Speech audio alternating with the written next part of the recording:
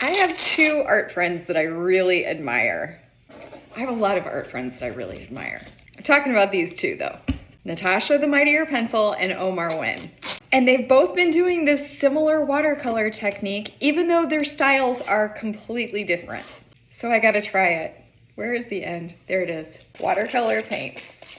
They start with just random splashes of color on the paper. Like no rhyme or reason. You're just gonna do it.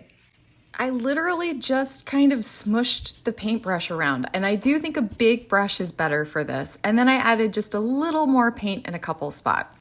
Totally random. We're gonna let it dry. Now I'm gonna sketch out a bird. Natasha always uses red, so I'm using red. I am not the greatest of sketchers, so just know that. But it's basically just a small circle for the head and a big circle for the body. And I did it like it was kind of looking over its shoulder. I'm gonna put this line drawing on my Patreon. Having the paint already there is already making me feel successful. Like I feel like it's halfway done. I'm gonna use mostly blue for the rest. I'm gonna start with light washes of color.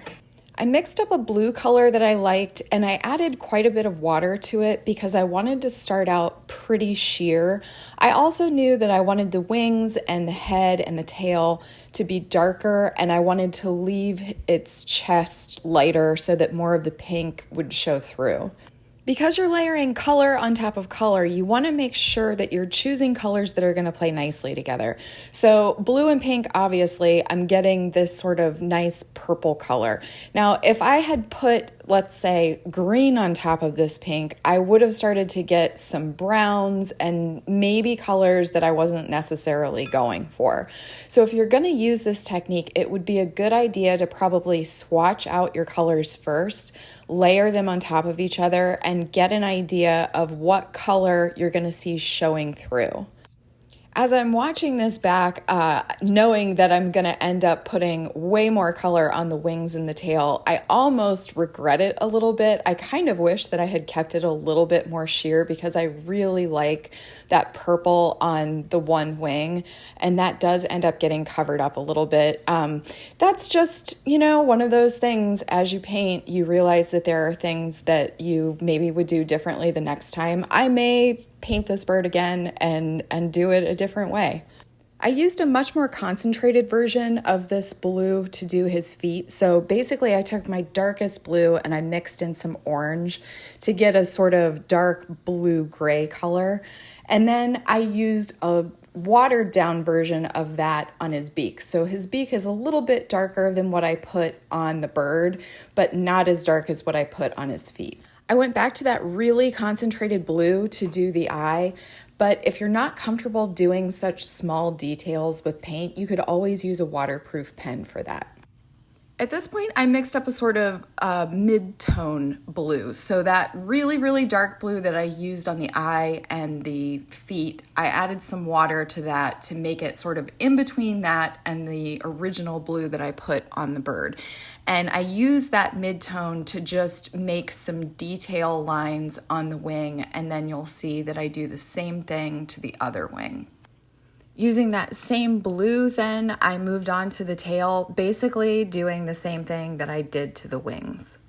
Then I decided that I wanted his head to be a little bit darker so that it sort of blended a little bit better with what I had going on in the wings and gave a little bit more definition and variation in the values on the bird. After I put that initial color down, I went back and cleaned off my brush and grabbed some clean water and then used that to sort of soften up those edges so that I didn't have a harsh line on his face. At this point, I decided that I wanted a brighter blue, so I picked a more vibrant blue out of my set and I added a little bit of that to the wings and the tail, and I even put a little bit of it in the beak and on the top of his head.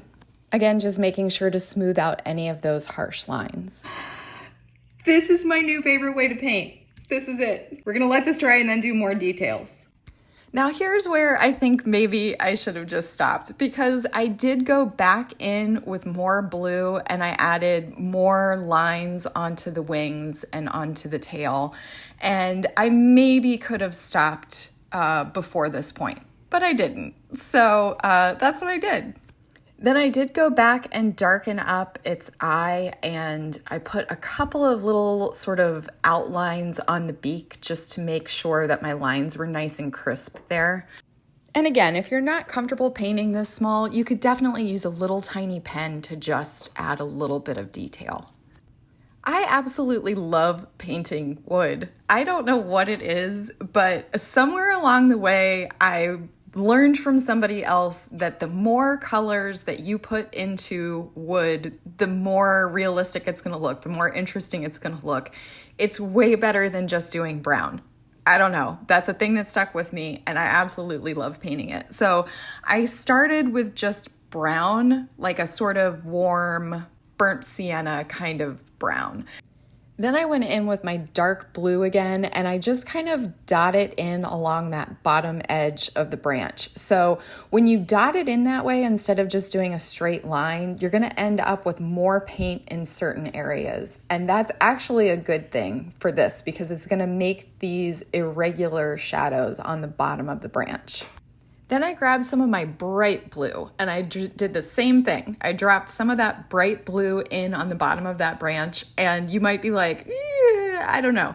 But it's going to look good. You just have to trust the process. Because this is where it gets a little crazy. I put pink in too on the top of the branch. And it's all going to blend together. Just go with it. I promise it's going to be fine.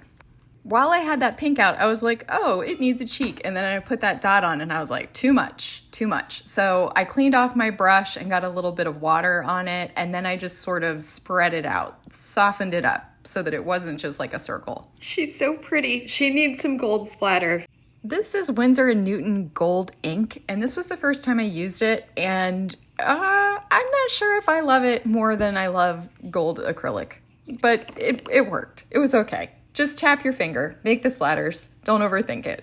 Pay attention to the art that you see. Don't copy it, obviously, but take inspiration from it. That's how we learn and grow as artists. And go follow my friends. They will teach you so much.